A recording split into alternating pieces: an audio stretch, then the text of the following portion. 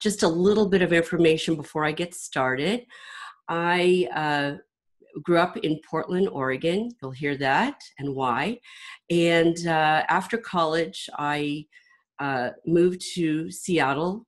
I had a degree in journalism and marketing, and I became a writer and then eventually worked for several public relations firms. And then I went on to have my own business in marketing communications. And from a Northwest perspective, I worked with, in the course of my career, with Weyerhaeuser and with Boeing. Most recently, before I had children, I was a speechwriter and a technical communications manager on the 787 Dreamliner. So that was a very exciting point in my history. And I've had the good fortune of getting involved with the Holocaust Center and being a board member now for several years. And it's really, of all the things I've ever done, this is my greatest glory, my greatest achievement other than having children. So with that, I'd like to begin my presentation.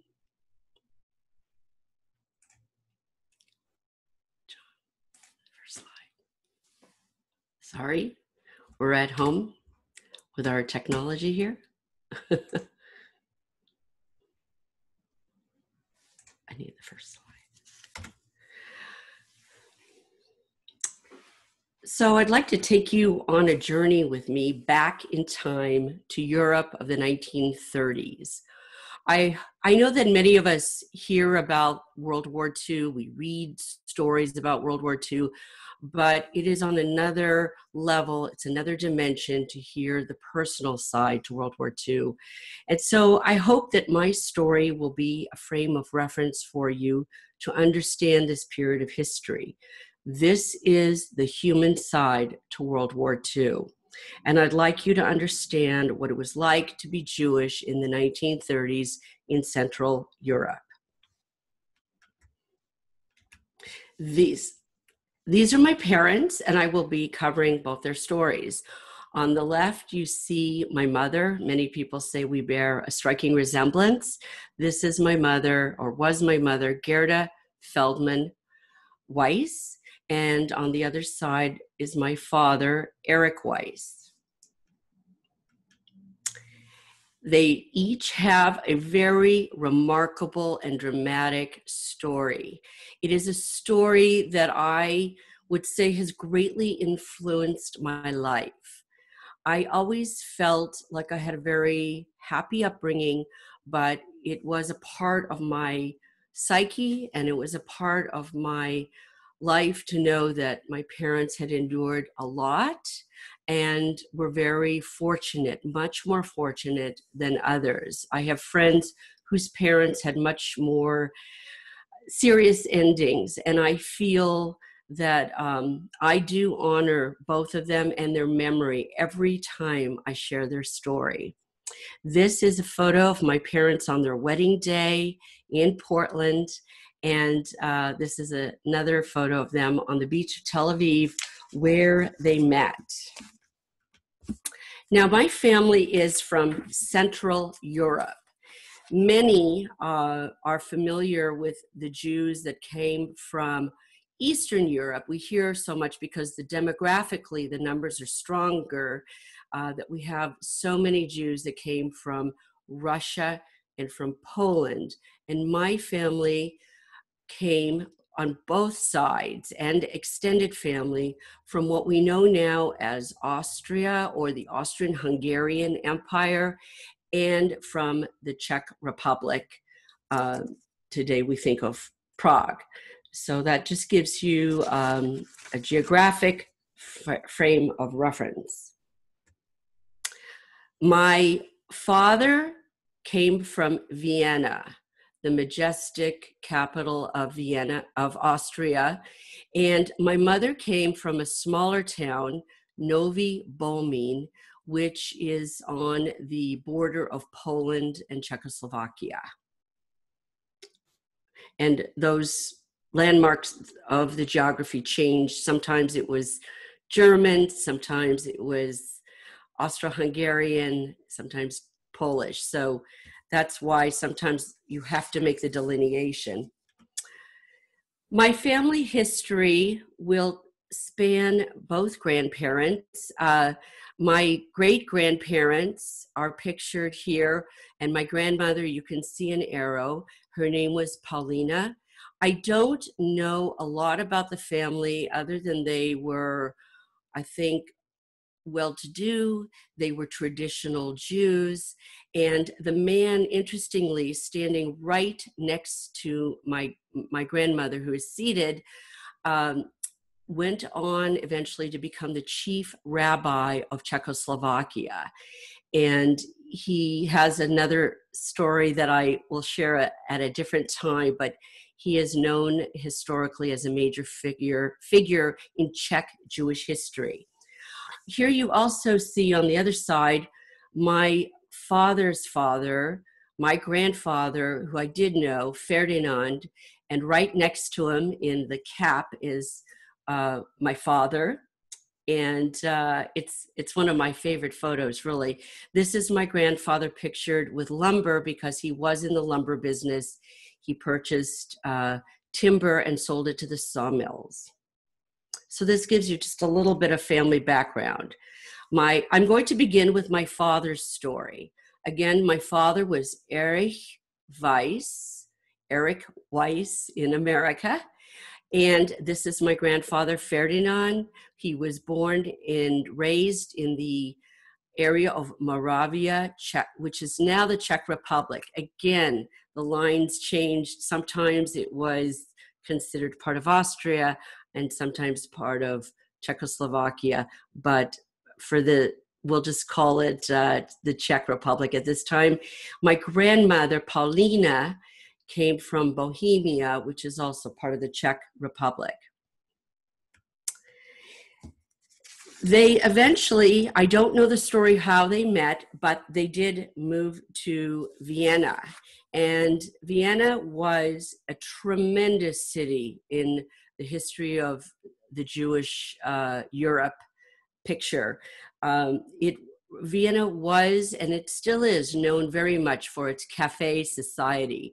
I know we like to think of Starbucks as being the hallmark of all things coffee, but really the original cafe houses, the opulence, the grandeur, and the elegance of meeting in cafes and sharing ideas and philosophy and the coming together of artists, writers, and great thinkers was really prominent in Vienna, the turn of the century, the 20s, the 30s, the 40s. And so at this time, there was also great architecture. Many Jews were involved in the evolution of the architecture, and the Jewish community numbered about 200,000, maybe a little bit more. They made up about 10% of the population. And they were great. The Jews were great contributors to culture, to music, art, and psychology. Some of the names I know that you would recognize: the great musician Johann Strauss, Gustav Mahler, Sigmund Freud, and Alfred Adler. All either were born or resided later in life in Vienna. So the Jewish life, while there was always an undercurrent of anti-Semitism, it did thrive and flourish, particularly in the 30s. I also would like to mention that 50% of the physicians in Vienna were Jews, and 60% of the lawyers were Jews. There was also a large number of dentists.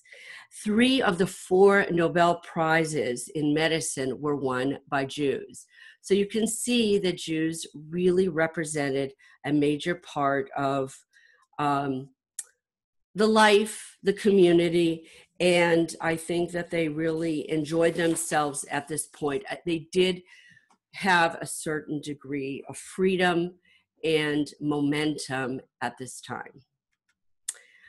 My father was born in Vienna in 1914, about 3 weeks after World War I.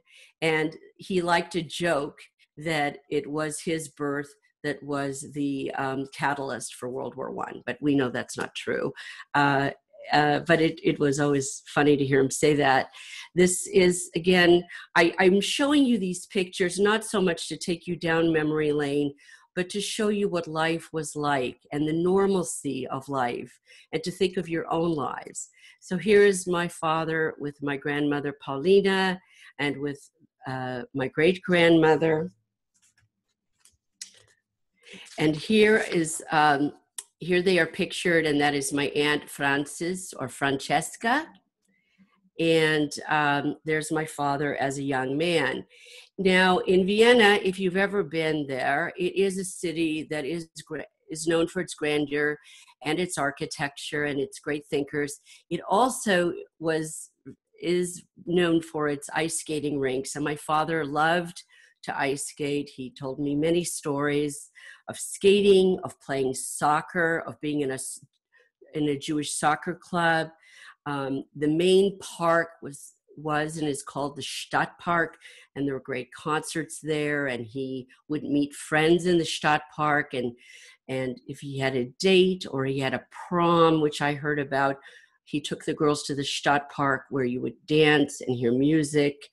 And this sort of gives you a sense of his life. It was a happy upbringing. It was a normal upbringing. But again, there was always an undercurrent of anti-Semitism in the schools. And at this time in the 30s, in the early to mid-30s, around 1933 to 35, anti-Semitism started to rear its head in a much more pervasive way. In 1933, Adolf Hitler came into power. He was very charismatic. It was a time in Europe of tremendous political unrest and unfavorable economic conditions. And because of that, we not only saw the emergence of Hitler, but we saw the rise of numerous other dictators, most notably Mussolini in Italy and Stalin in Russia. Hitler, his background, interestingly, was as an architect, but he had notions of an Aryan nation, of a supreme world power, beginning with Germany and the design and desire to take over much of Europe and create a superpower, if you will. He foresaw the annexation and the emergence of a great European nation, again dedicated to one people. And those people, most notably, would have blonde hair, blue eyes, would be of Aryan and German stock. And of course, the Jews, among others, did not fit into this profile. For all his flaws, he was a strong and a very extraordinary orator. He could captivate a crowd like no other. So what is really remarkable about this photo is not only how he took over the crowd March 15th, 1938, and what is called the Heroes Square at Habsburg Palace. This is Heroes Square. But I can tell you, I know about this moment in time because my father was in the crowd. Now, at this point, Jews were already branded as verboten, not accepted in cafes. They were ordered to close their businesses, to wear the yellow star that showed them as Jews, as second-class citizens. And so already Jews were at home, away from society, suddenly feeling like they were crushed. My father had been following all of what was taking place. He was a law student at this time at the University of Vienna, and he was following the emergence and growth of the Nazi movement, and he wanted to hear for himself the truth. So he chose to stand in the background, and he kept his head down not to be noticed.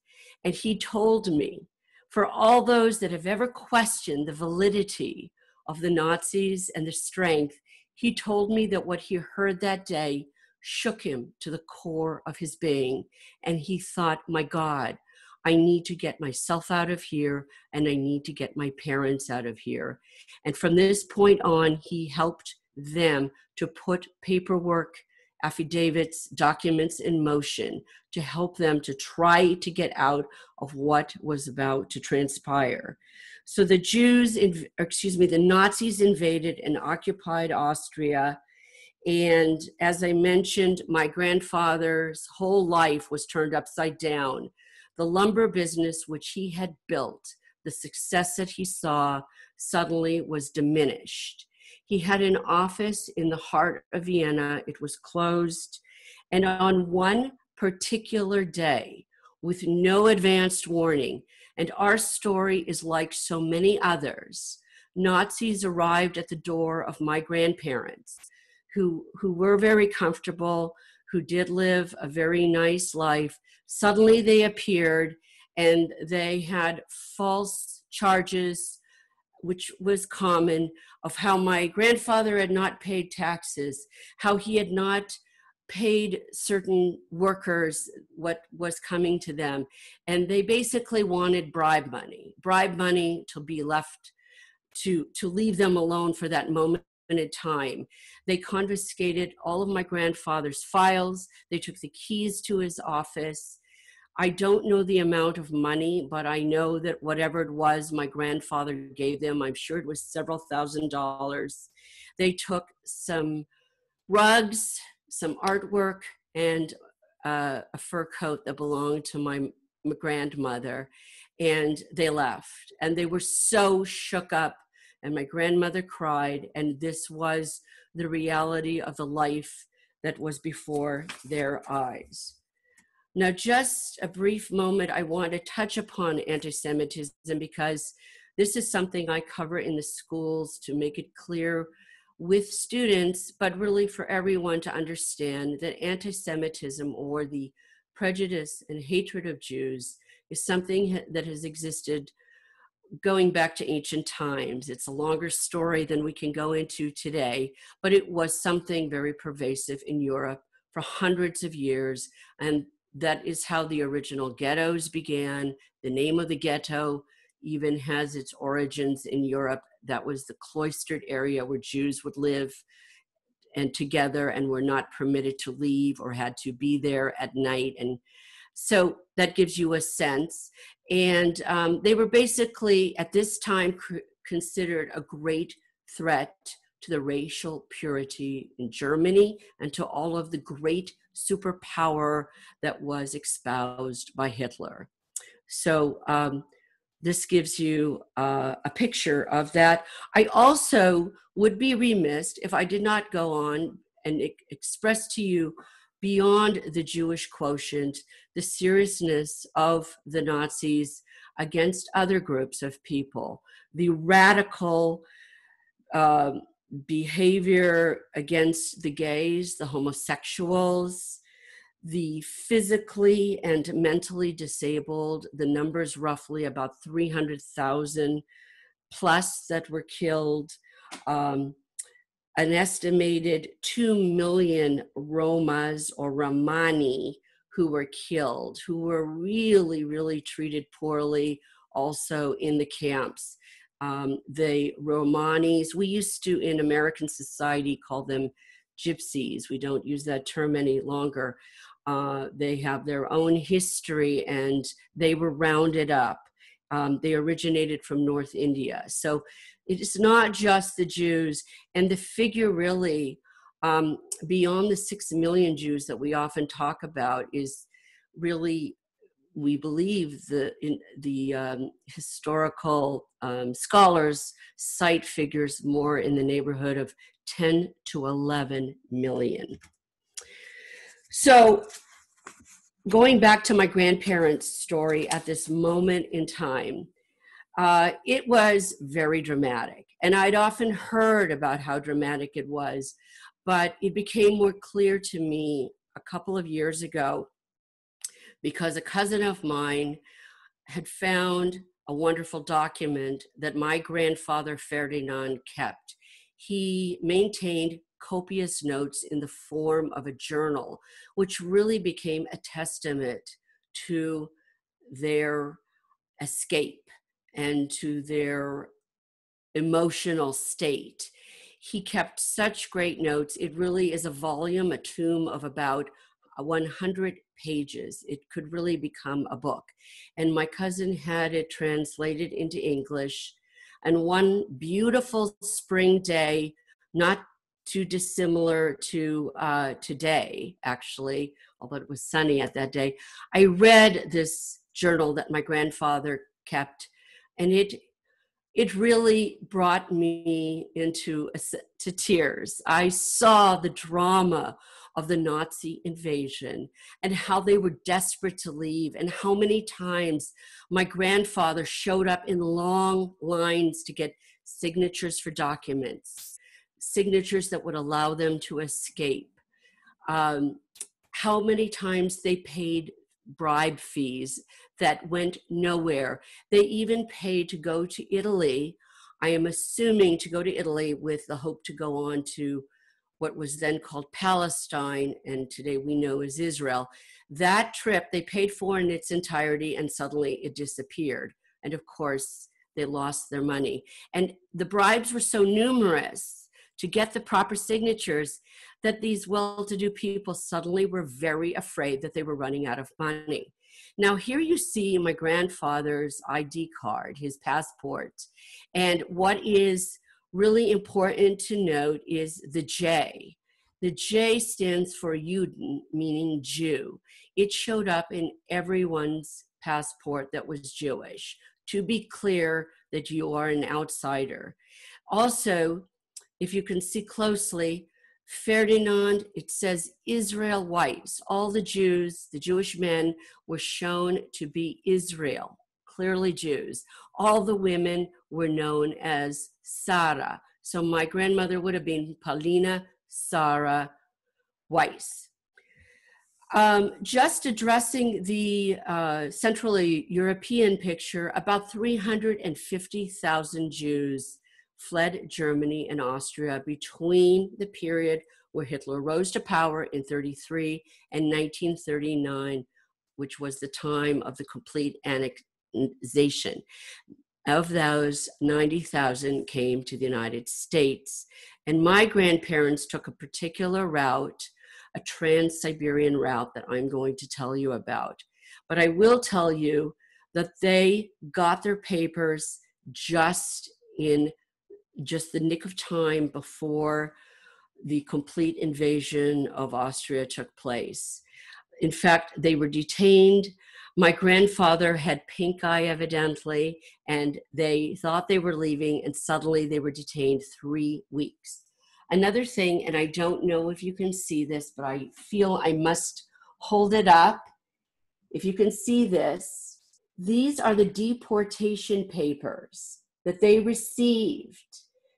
Just days of the papers that allowed them to leave.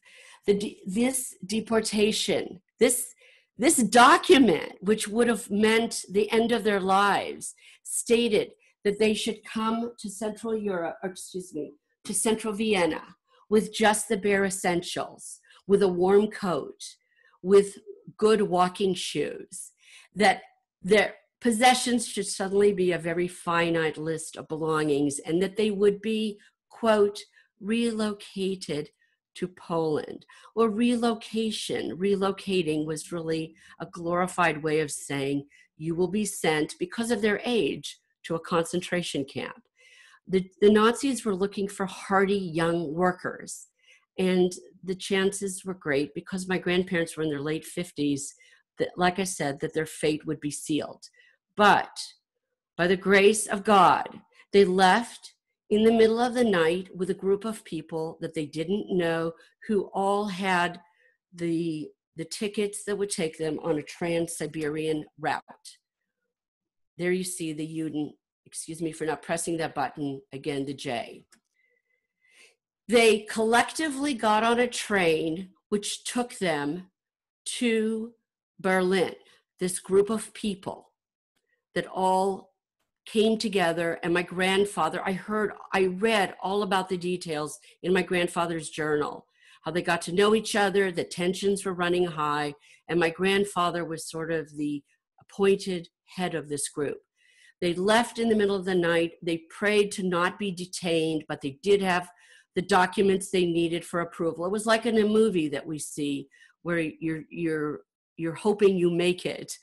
They went from Berlin to St. Petersburg, to Russia, and got on a train and took this Trans-Siberian route with just a limited amount of food, a limited amount of belongings. They really left so much behind, and went through Russia to the port city of Harbin in China. Now, Harbin is a very interesting point, because in Harbin, while it's China, there reside at that time a strong Jewish community from Russia who had escaped their own, what we call pogroms, prejudice and horrible existence, to Harbin, where they built a new life, and they spoke both Chinese and Yiddish. They welcomed all of these people, these refugees now, who came from Vienna and from Germany, and gave them a warm meal and a place to stay. And then from there, they went on to Japan. And to Japan, to Yokohama, this group of people boarded the Hikawa Maru ship. Now, I must give my appreciation to the Holocaust Center, because so much of my presentation was filled in, the voids of my story was filled in by the immense research that they helped me to understand. And one of those pieces was knowing about this ship that brought Jewish refugees to their freedom, to both Canada and to the United States. The Hikawa Maru was an ocean liner that was based in Yokohama, and was suddenly transporting refugees over a period of about 2 to 3 years. Now, you may ask, as one student did ask me once, where did the money come from to subsidize these refugees? And there was an international Jewish agency, which still exists today, that helped fund the refugees' emigration and escape. So what was really interesting for me is some of the friends that I have in Seattle that I have known for a number of years, that I served on boards with. If you even know some of you in Seattle, Martin Seelig, who's a real estate businessman, very well known. He came as a 3-year-old boy on the Hikawa Maru. He came just 2 or 3 months after my grandparents. So they traveled from Yokohama to the port city of Seattle, Washington. So imagine, here is the map. And I always joke with students, it's not as if my grandparents woke up one morning and said, in Vienna, drinking their delicious coffee, wow, I'd really like to go to Portland. Portland was not on their radar, but you must understand, at this moment in time, the United States and Portland represented beautiful freedom, a beginning, an escape from the Nazis. So here is the map, so you could see the vast trip that they took as they began a new life. And here's a portrait of my grandparents in Portland, Oregon.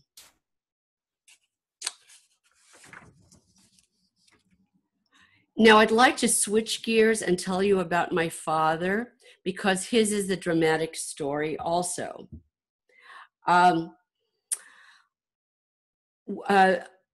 People that were younger in certain parts of Europe, people who were of university age and even in high school, if they could get accepted to a school or to a university, there was a window of time, about a 2 to 3 year period. If you could show acceptance to a school, you were allowed to leave.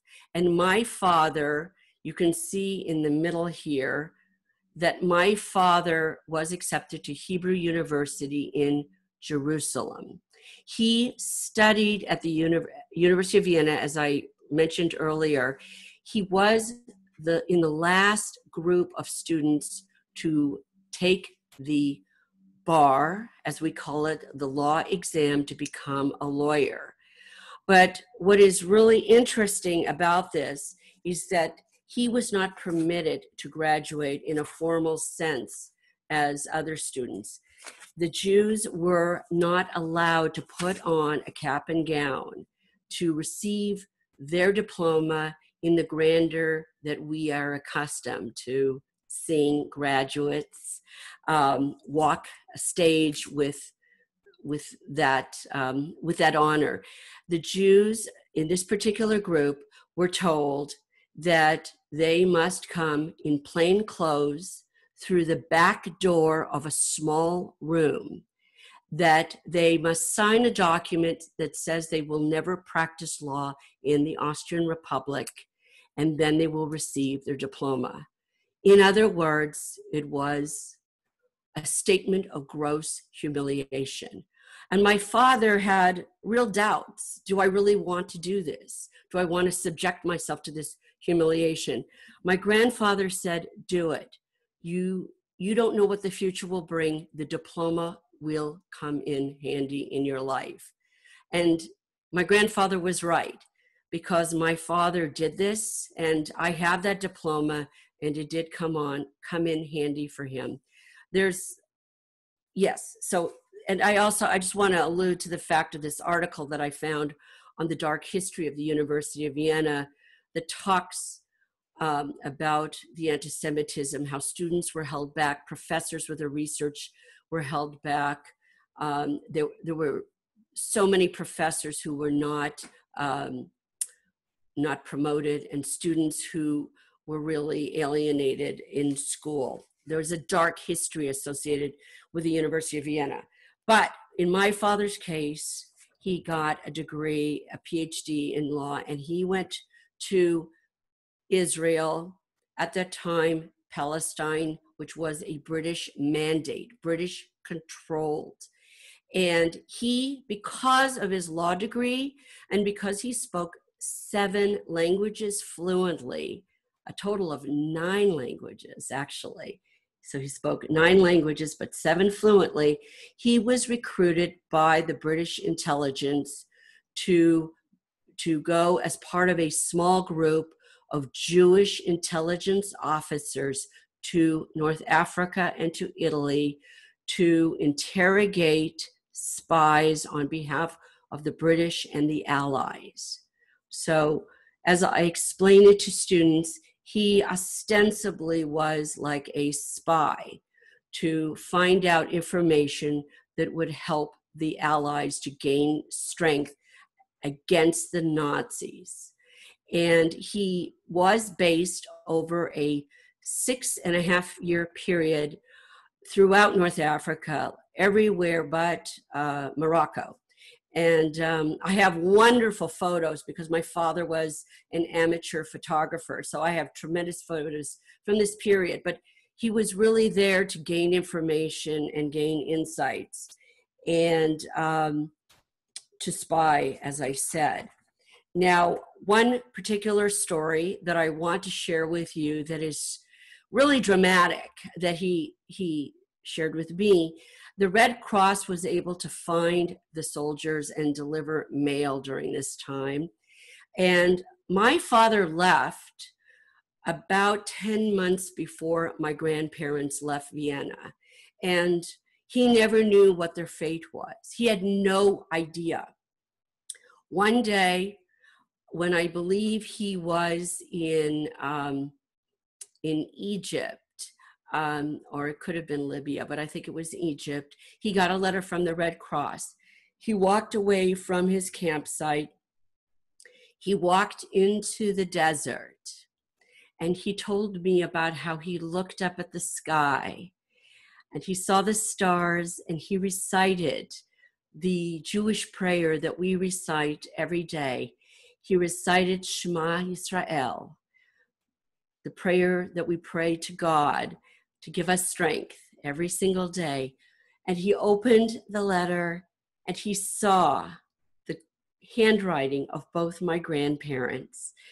And he said to me that his feeling was, thank God they both made it. That he saw they made it out of Vienna, and there was both of their handwriting. So I always thought this was a really beautiful, beautiful story. So in North Africa, they were following basically the route of the German General Rommel, known as the Desert Fox. And from North Africa, there's so much I could tell you, but I'm going to move forward for the sake of time to Rome. This was a very long period in Rome, probably 2.5 years. And while it was, again, a serious period, it was also a very interesting and enlightening period. He loved living in Rome, and he spoke beautiful Italian. And I had the good fortune of going with my father to Italy quite a number of times. He had much darker skin and darker presence than myself, and he always loved it that people thought he was actually Italian. But his job, again, was to spy and to interrogate Nazis. The Italians took over what was called Cinecittà, Cinema City. So in Italy, in Rome specifically, just as we have Hollywood, their version of Hollywood was Cinema City, Cinecittà. And it was where all the filming took place. And Rome, as you know, was a very prominent place for movie making at that time. And they took over all of Cinecittà to hold Nazis and to interrogate them. And my father did interrogate quite a few, and that story will continue now when I tell you how one of his interrogations helped bring justice to a notorious Nazi. There was an instance where the partisans, the Italian partisans, killed, let me get my notes straight, 33 soldiers. So the Italians killed 33 soldiers, and the Nazis wanted to retaliate severely for this. And so they rounded up, not going army to army, they rounded up 335 Jews, Jewish citizens in Rome, and took them to a cave and tied their arms and shot them in this cave. The man who carried out this massacre, his name was Erich Weiss. The Nazi that gave this order was the notorious Nazi Herbert Kappler. My father interrogated Herbert Kappler in Rome. Fast forward to the mid-90s, and Erich Weiss was found and captured and extradited to Rome in 1995. My father saw this on the news and thought, I know him, I know the story. My father had even traveled for vacation to South America, to Argentina, and saw what he thought was Pripke at the time. And he told my brother and myself, I saw Nazis there. But anyway, my father felt he should give testimony that would help the case. And indeed, my father provided testimony. My father was in his mid-80s when he did this. And the testimony was among many others who provided. But as a result of this testimony and many others, Pripke was sentenced to jail for life at this point, and he was tried and sentenced to life, and he did die in jail. But what I think is so fascinating is that my father played such an immense role, so much so at that time that our phone was ringing off the hook. I went to Portland to help him. He was conducting interviews with Italian newspapers, with German newspapers, with the Los Angeles Times, with Seattle Times, the Oregonian, and he did many of the interviews in German and in Italian, and I think he really felt like he had really made a huge contribution to something very notable in history. So with this, I want to very, unfortunately, quickly, because I have limited time and I'm going a little bit long, I want to tell you my mother's story, which is also very dramatic. My mother was Gerda Leah Feldmann. She was born in Nový Bohumín, a small town in northern Czechoslovakia. These are members of her family. I never knew them. The arrows point to my grandmother and to my grandfather. My grandfather was Zacharia, or what we say Zachary, and my grandmother was also Francesca, which would be Francis Feldmann. And there's also depicted my grandmother, my aunt that I never knew, and my uncle I never knew. The Jews of Nový Bohumín can be traced to the 1600s. We know that there were a few families that in that time period, but it really grew at the turn of the century with the construction of a major railway crossing, which really was the central railway crossing between Eastern Europe and Central Europe. And so there was a great deal of trade. There was also the evolution of the coal industry and the steel industry in Ostrava, which was near Nový Bohumín, very close. And I don't know the details, but my grandfather was a businessman working in one of these industries. I know that, and I know that my grandmother had a small business in the heart of town with dried fruits and spices, and they lived a very pleasant life with about 300 Jewish families. Now, again, I did not know very much about their life because my mother only told me limited details. And unfortunately, my mother died when I was in high school.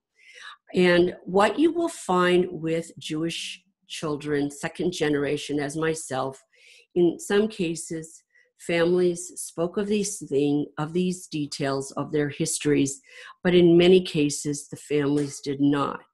It was very hard to talk about. It was painful.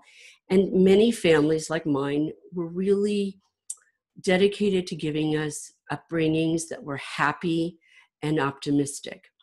So I only knew limited details, but by the time I was 8 years old, I knew that my mother's life was severely impacted by a man named Adolf Hitler. And I never knew my grandparents, and I knew that it was because of Hitler. So to continue, in Nový Bohumín, by the 1930s, there was a Jewish center, like a Jewish community center. There was a big swimming pool. The Maccabiah Games, which are like a junior Jewish Olympics, were held in Nový Bohumín. And my mother was a swimmer. She was a competitive swimmer. She wanted to be a PE teacher, she told me. Her childhood was happy. But one thing that was notable, Auschwitz, the horrible concentration camp, was only 25 miles north of my mother's town. And this would play into their fate, sadly. Here again, just to give you a sense of the Feldmann family, there's my mother.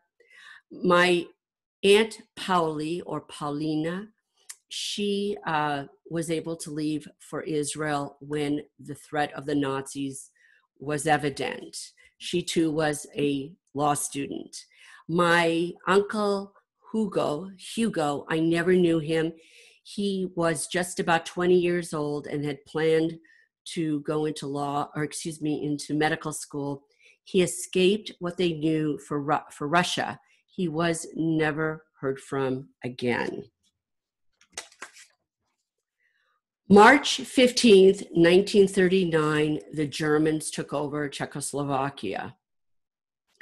They really came in with a vengeance. My mother was only 14 years old. My mother, in the middle of the night, they were rounded up. I know that my mother was sent initially to forced labor camps. I believe her parents were taken away, and she never knew what had happened to them. She only knew that they were taken away at that point in time. And later on, we came to realize from what I learned from research, because the Jews of that area who were older were transported to Auschwitz. My grandparents were killed in Auschwitz, and she never saw them ever again after the age of 14. She went to a number of labor camps, and I never really knew which labor camps and how that played out, but to the credit of the Holocaust Center, very recently, in the last few months, I received a document which showed the list of those labor camps, which included Sosnowitz, Bolkheim, Waldenburg, Graben, and eventually my mother wound up in the horrible camp of Bergen-Belsen. Now, one story I have to tell, which is so important. I'm holding up this book by the famed author, Gerda Weissman Klein, who wrote about her life, All About My Life. I read this book this summer because I came to realize that she was exactly my mother's age. She grew up near my mother, and she was exactly in the same labor camps as my mother. So picture this. My mother is a teenage girl in labor camps working on munitions, I believe. You know, that was what they did in the camps, both that and they sometimes were making uniforms. And I'm reading this book by Gerda Weissman Klein, All About My Life, and all of a sudden I see these words. Gerda Weissman Klein says, I prayed that I would receive a letter. I prayed that Mrs. Berger would say out of the pile of mail, there is a letter for you. And her name at that time is Gerda Weissman. So suddenly this person in the labor camp says, I have a letter. It is for Gerda. And Gerda Weissman Klein jumps up thinking it might be her. But the next sentence reads, I jumped up, but it was for another Gerda, Gerda Feldmann. Gerda Feldmann, that was my mother. I was shocked. That just happened this summer that I read this. For a moment in time, I was transported. I couldn't believe that she was cited in this book. It was shocking. It was so emotional. So from the point of a labor camp, my mother, as you saw, within about a 3-year period, as a teenage girl, while so many teenagers are enjoying being with their friends, doing TikToks, going to proms, laughing, my mother, as a teenage girl, was working and then went on to the horrible camp of Bergen-Belsen. This is the same camp that Anne Frank was in. Anne Frank was a little bit older by a couple of years, as was her sister. This was the camp where Anne and Margot died. Basically, Bergen-Belsen was a POW camp, and as it was quite small, and as the Nazis began to lose the war and lose their strength, more prisoners and more prisoners were sent there with the desire to kill them as much as possible. And because there were so many on top of each other and horrible sanitary conditions, many had typhus and other tuberculosis. And my mother contracted typhus. Anne Frank and Margot died of typhus. And they also had lost hope. The Frank sisters, they lost hope. They did not know that April 15th, the camp would be liberated. Thankfully, on April 15th, the British liberated Bergen-Belsen camp, and my mother was liberated. I'm just very quickly going to mention that the Swedish government and the Swedish Red Cross, led by a particular man, Count Bernadotte, was instrumental in helping Swedish survivors of Bergen-Belsen. And he also helped thousands of women, and my mother was among those 1,000. I grew up knowing that the Swedish government had helped my mother out of the camps. This picture shows white buses that were sent by the Swedish Red Cross. These are just amazing images, really, if you see them. My mother, I know, cried. She was sick with typhus. She was thin. I saw a picture that I unfortunately could not find for the presentation, that she was quite thin, not as bad as others, but she was thin. She had lost her hair. She was fragile. Her spirit was fragile. And she cried. And she told my father about how one of the soldiers had given her a hanky to blow her nose. And, you know, what can you say? It's hard to recognize that moment about your own parent. But they went to Sweden. They were all collected. They went to a Swedish hospital. This will show you the route from Bergen-Belsen to Lübeck. They took a ship, and here's a picture of that ship, the journey to Sweden. I have this postcard. My mother had this postcard to what it says, Gothenburg. It's really pronounced Gothenburg. It's a major city with actually a Jewish community. And she recouped in a hospital. Here is a tremendous photo on that boat. My mother is the girl standing up with her head wrapped, probably because her hair was thin. But it's a tremendous photo. I always wonder who had a camera.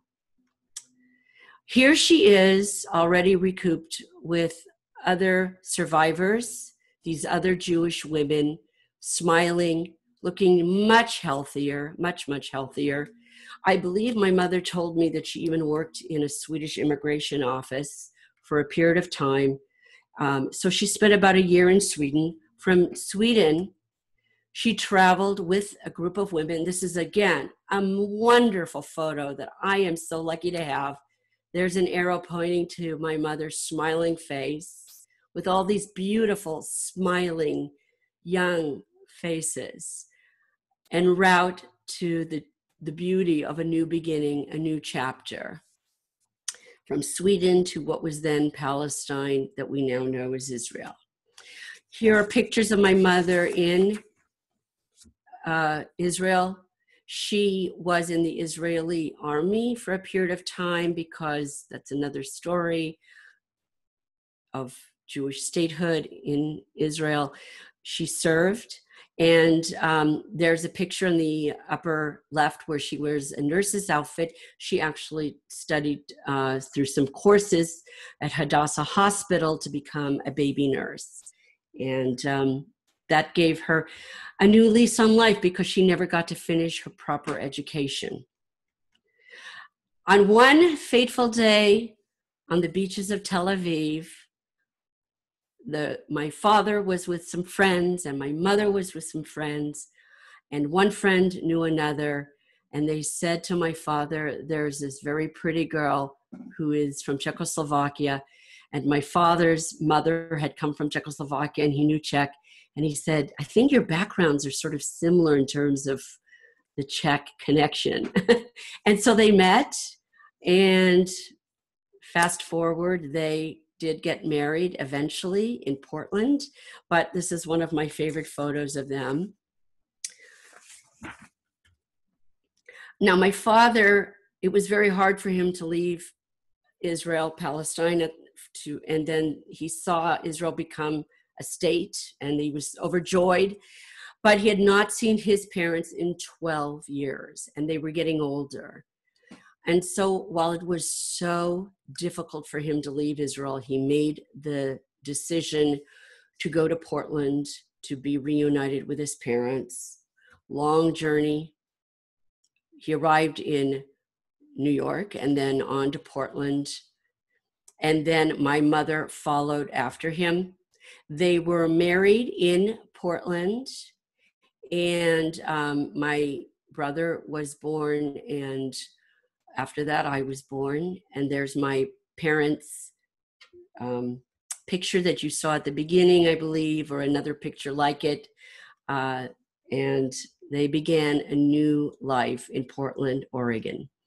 Here is a picture of family life in Portland, obviously a holiday. And what's beautiful about the candlesticks, again, I'd like to show you the candlesticks that I have these because they were stored away with friends of my grandparents in Vienna.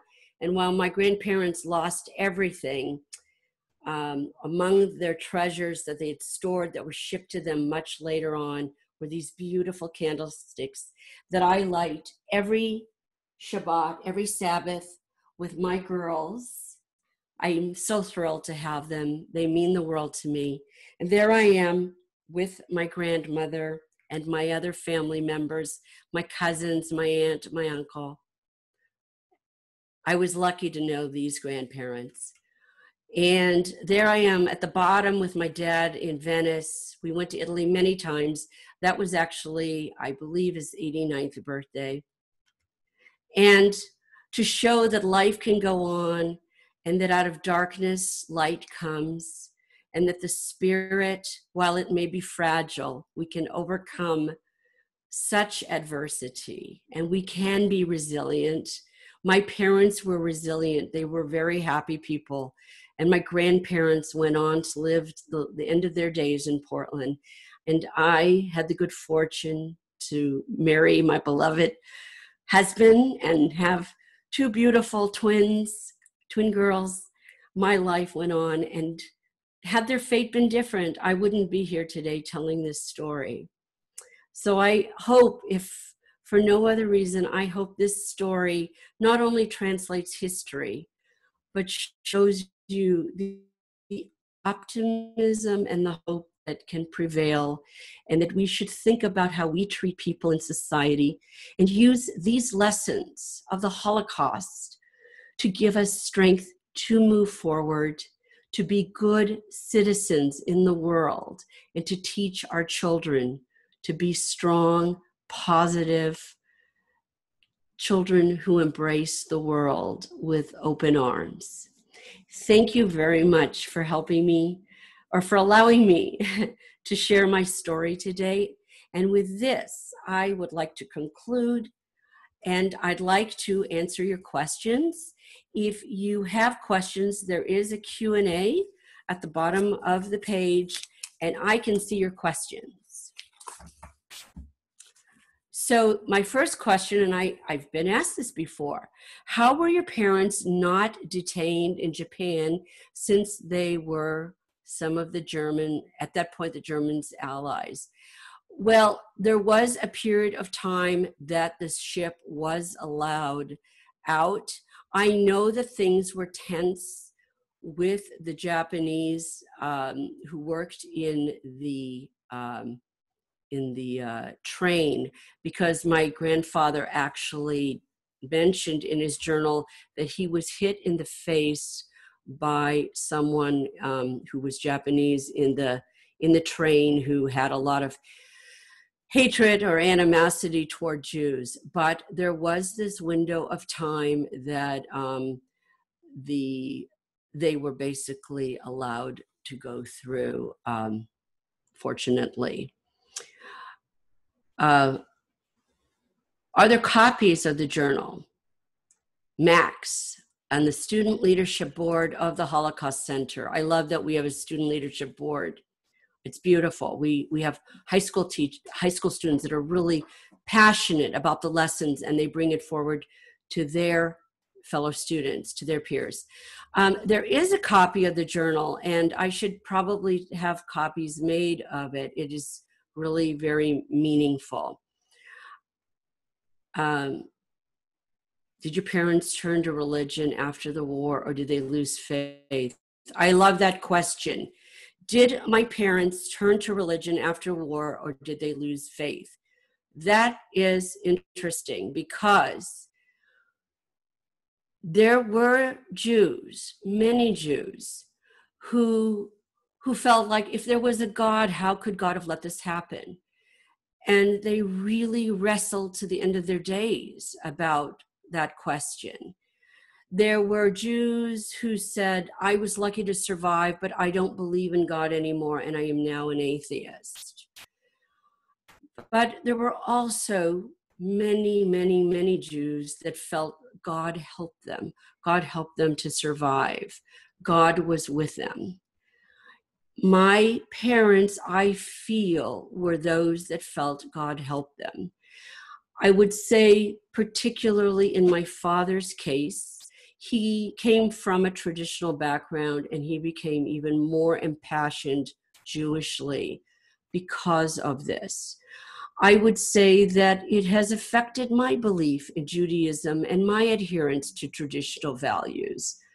I do believe in my Judaism and in my sense of God and what that means to my soul.